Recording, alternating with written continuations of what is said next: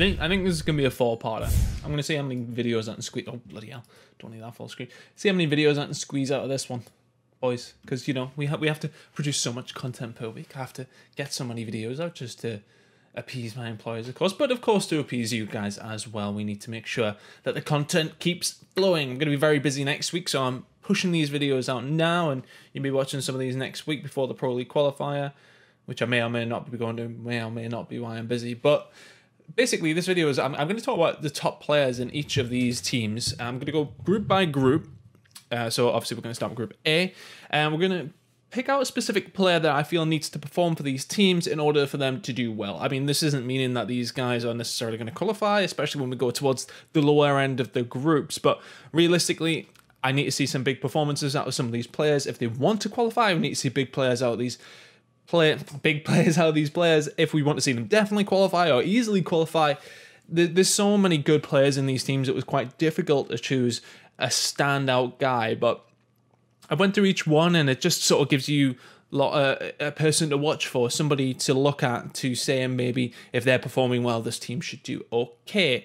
Now, we're going to start from top to bottom. We're going to go from Pool A first. I may turn this in... No, actually, we're just going to do Pool A, Pool B, Pool C, Pool D, 4 separate videos. I'm calling it now. Let's get into Pool A. We're going to start with the team at the top. We're going to go top to bottom. Let's start with Team Sween and go with Dylan. So I think for the last year, Dylan has really been the guy that a lot of people have looked to in Europe to maybe make a breakout and be one of those guys that will do damage. But I think he has achieved that so far. And I don't want to attribute Team Sween's rise just to Dylan. This whole team have performed very, very well. Their speed is somewhat unmatched at times, and I think their teamwork is fantastic as well. But I think looking at Dylan, he has really been one of the catalysts for the reasons as to why Team Sween have done very, very well. So just reading off a couple of his stats here.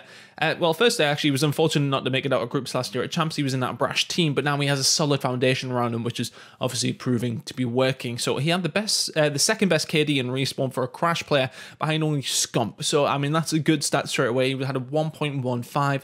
It's impressive, because all he's got to use there in that scenario is obviously his gun. Using the Crash specialist, of course, doesn't really give you anything extra benefit apart from the 200 health, but that happens for everybody. And I think it's a very, very impressive stat. He's an impressive player. As said, he was one of the guys we expected to break out of Europe. He did it. He's done very, very well. Team Sween, for me, are the favourites in this group. I think if he does continue to do what Team Sween are allowed to do, which is, he's like a dog, a wild dog that you just release and he runs at teams and he just murders them, and he does very well at doing that. And if he keeps causing havoc doing that, then they should be a shoe-in for the Pro League. I do believe they'll win this group. I couldn't be more happy for these guys. They're a team of guys who have battled through, and, you know, last year, you would say they had a poor year in respect to how well they did at Vegas. They pushed through, and they're guys that have been around in the European scene for a while and never really set the world on fire. But now it seems as if things are starting to click for some of these guys, and they're having a good time. So for Team Sween, my player to watch is Dylan. Now, let's move to Reciprocity. Now, Reciprocity's performance at Vegas was a little bit meh, wasn't it? It was just one of those where you sort of expected maybe a little bit more, and I think they'll admit that realistically. I think they would have been disappointed with top 12, and for them, I have them as potentially a top 6 team. They have that potential. They have good players on their team. We've seen what Uniland did last year towards the back end of World War II. They looked very, very solid. They looked like an outfit who could potentially beat anybody on their day. I think Reciprocity had a poor start. In groups, they won 1 and 4. I think they lost 100 Thieves. They lost to Team Sween. Well, everybody lost to Team Sween.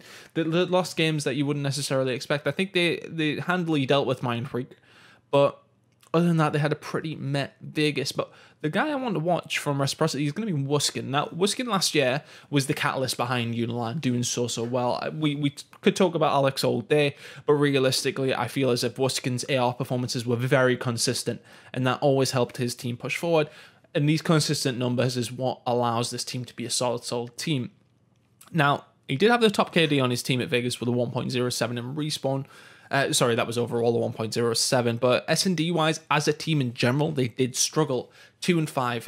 That ends up being their downfall. Obviously, that comes in the champs bracket. They went 2 and 5 there. That's what we're reading these stats off as far as I'm aware. No, this actually might be groups as well because they wouldn't have played 7 S&Ds. They only played twice in the losers bracket, so no, they wouldn't have played that. Yeah, so that's overall, of course. But I think S&D obviously being that let down. I think if Wuskin can step up, though, they can put behind that Vegas performance, put it behind them, and go on to do some good things here. I said, consistency is the main thing from him. If we can get those consistent, decent numbers, the rest of this team can flourish around him. Tommy, Zen, Shawnee, and Denz, all these guys have the potential to go off on any given moment. Shawnee is another guy I potentially was going to give it to Shawnee, but I ended up giving it to Wuskin because I feel as if he does have the most of an X factor in this team. If he can step up to the level that we've seen of him at the end of last year, this team will easily cruise through. And I just think they have a good start because I think that was what their downfall in Vegas was the fact that, well, their S&D was poor as well. But they had a poor group stage. Once they got in the losers bracket, they beat Heretics, beat FaZe in a reverse sweep at like 2 a.m. in the morning, then lost to EG. So they're games that, I mean, you expect them to be Heretics, of course, but going up against FaZe, EG, these are going to be close games. These are guys that if they do step up, they can win those games. So I'll be interested to see how they do. Of course, they are going to be playing against Team Sween and FaZe Clan once again. So it'll be interesting to see how they match up once more because at least we've got something to sort of base it off. But I do think they'll qualify for the Pro League, but I am looking towards Wuskin to put in some performances for Reciprocity. So my player to watch for Reciprocity is Wuskin. Let's move to FaZe Clan. Now, I've talked about this guy a lot. We've talked about Celium a lot here. We talked about Spitfire. I did a video last week on Pro League teams as well, and a risk coming from Celium. I think it is a massive risk. I really do. First and foremost, I'm not going to put too much pressure on him because I need the rest of the team to perform better than they did in Vegas, of course, finishing top 16. Not good. Not good at all. Yes, okay, that does mean technically they finished in those Pro League spots, which was top 16 teams in the Pro League. However, that's just too risky for me for FaZe. That's very, very low spot. And then they've decided to drop a tried and tested player and methods for a guy that hasn't been to a LAN event, as far as I'm aware. I did double check that, and I think that is the case. So I think it's difficult because I'm not questioning his ability. Of course, he's a very, very good player. However, I just think that experience would have been very, very good to have at this sort of event. This is probably one of the highest pressured events of the last 3 years. There is so much on the line. This is people's careers on the line. If you do not qualify, a lot of these guys are not going to have full-time contracts with organizations. They're not going to be able to play this game full-time. It's going to be difficult. Now, saying that, I think if FaZe Clan didn't make it, and they are one of my teams that I am a little bit worried about not making it in terms of the big teams, then these guys would be okay. Look, the majority of this team, at least 3 of them, would get on to some teams in the Pro League. People will be dropping people. It makes sense. They've got the experience. They've got the talent.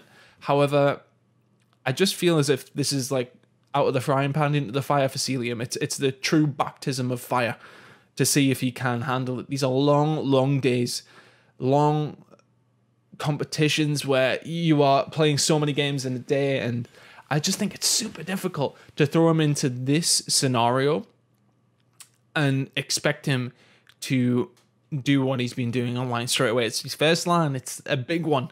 It's going to be difficult. But if he can have a good event, if he can turn that online play into LAN play and play consistently decent, they should be okay. That's all they need from him. They don't need him to go crazy. They just need consistent numbers. It'll give him confidence. And as the week goes on, I feel as if he'll probably get better. So let's see how they do. FaZe Clan, I said, I do think they will make it, but I think they'll just make it.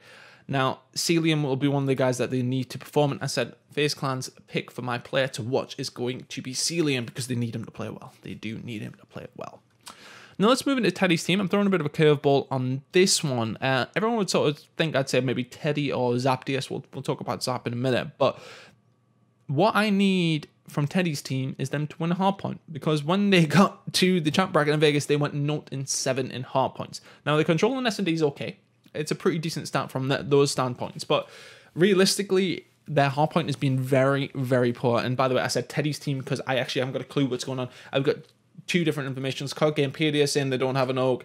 The information I got from the CDWL is like they're in Mesa. I don't know. I don't really know what's going on with them. So Teddy's team, you know who they are. It's Teddy Rex and Co. So as I said, the S&D and control is very, very good. The S&D, you would expect it. They are S&D players, so to speak, but their hard point needs so much work, clearly. A 0-7 at Vegas, obviously once they got the champ bracket, is not good. They relied on their control in S&D, but 2/5 of the series is hardpoint, and you didn't win a single one. So you need to maybe bring that up, and definitely bring it up. Actually, you need to be winning these maps. Even if you nick one in a series, then you're in a good spot. That's the thing. If they can fix their hardpoint, they're in a very good spot because their S&D and control are pretty decent. So let's see what they can do. As I said, I'm going to speak on Zaptius a little bit. He was the highest KD at Vegas. I've seen some good things from him at World War II Champs in August. So if we see a big performance out of him, then this team could potentially flourish. I do think they'll make it out of this. Well, they might make it out of this group. Group A is very, very tough to call. But for me, I think Zap is the one that needs to step up for them. But overall, their hard point is what the issue is here. So for Teddy's team, the player to watch is everybody playing hard point. All of them need to be better. Play a hard point better. Let's move on. FC Black, just a small one in this because I only seen them once at Vegas and I've not really got any stats to work on. And only from what I've seen online, Asim has been playing very, very well from what I've seen in 10s. I've seen the odd 10s over here and there, and he's doing really, really well.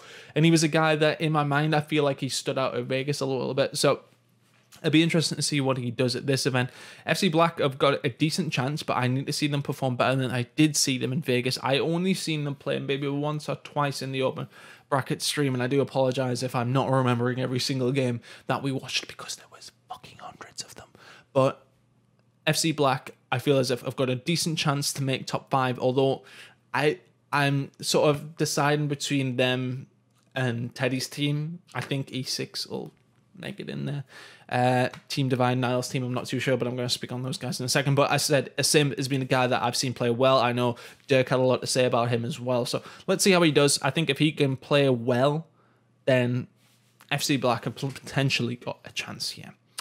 Team Divine, or Niles team, not sure if they're part of Team Divine anymore, but that is, I'll bring up the stats of who that team is Keza, Nile, Kreza, Delio, and Endura.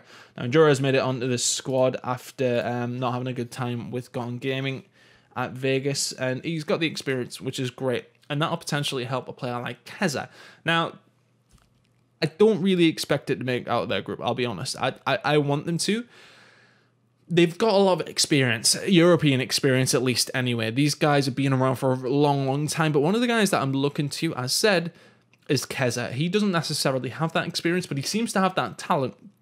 He seems to be one of these guys that could potentially be one of the next breakout players in Europe. Next time will be a good time to do that. Every single time I've seen Keza play online, he's been very, very good. Now, a lot of people will joke and say that's just his connection, that sort of thing. But for me, typically, I can't ever remember a connection player online being found out at LAN too much. Typically, it always seems to transfer over, and it's not just being a connection player, it's being a good player. So I feel as if Keza has the potential to do very, very well. And I know he's personally went through a lot recently. Don't want to touch on it, but I hope it fuels him to do well next week, and I would love to see him have a good event. This guy, I said, could potentially be one of the next breakout stars coming out of Europe.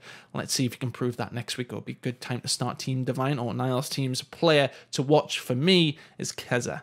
Now, let's talk about E6, because god damn it, they had an awful Vegas. They had a very, very bad time.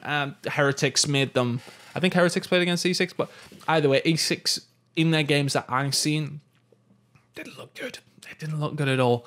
However, one guy a lot of people talked about was Frosty. Of course, his history in Halo is something to behold. He was a behemoth in that scene, essentially a very, very good player on that game. However, when he came over to what's called, there was a lot of hype around him. Reddit was saying this guy could be in one of the top 8 teams, which was a stretch if I've ever seen one. But at the same time, I feel as if E6 picking him up was a bit of a risk. They could have made, I think they could have actually made pools, if I remember correctly, if they had picked up another player with decent pro league, with decent, what was it, pro league points, whatever they were called last season, to make it into pools, which meant they would have had a really good chance at obviously finishing higher up to potentially qualify for the pro league qualifier. There's so many qualifiers went on. Honestly, my head's bad.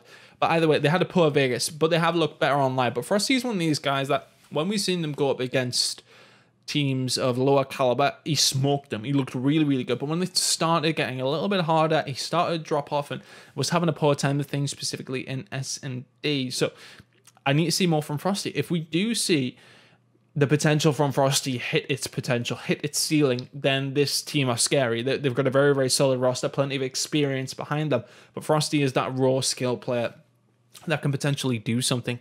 As said, I am a little bit worried for them. I think they might just pip Divine and FC Black into that top 5 spot. It's a hard group for them. I think if you put them in another group, they probably do finish top 5, but it is a very hard group.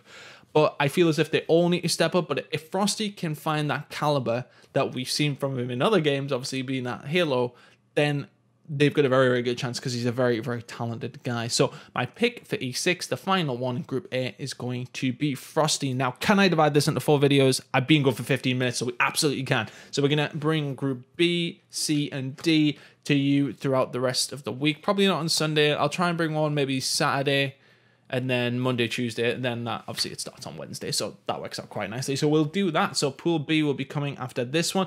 But let me know about Pool A. So I'll just remind you of who I picked. So from Team Sween, I picked Dylan. From Reciprocity, I picked Wuskin. From FaZe Clan, I pissed.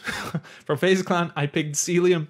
From Teddy's team, or Team Mezzo, whatever you want to call them, I picked Hardpoint in general, so I didn't really pick a player. Potentially picked Zaptius. Let me know who you think. From SC Black, I picked a Sim. From Team Divide, Niles team, I picked Keza, and from E6, I picked Frosty. Let me know who you think in these teams could potentially be somebody different that needs to perform. I mean, they all need to perform, let's be honest. It's a huge pressure event. Who do you think is going to go off in Pool A? Who do you think has the potential to qualify for the Pro League? Who can potentially be the catalyst for their team to help them get through to, as said, that coveted Pro League? Now, we'll be back with Group B tomorrow. We'll say tomorrow, guys. Let me know your comments and your thoughts in the comments. Leave a like on the video as well. It'll be very well appreciated. Subscribe if you haven't. More videos to come this week. We'll see you for Group B's video tomorrow. I'm tired today, man. My words are slurring. Group B's videos tomorrow. We'll see you tomorrow.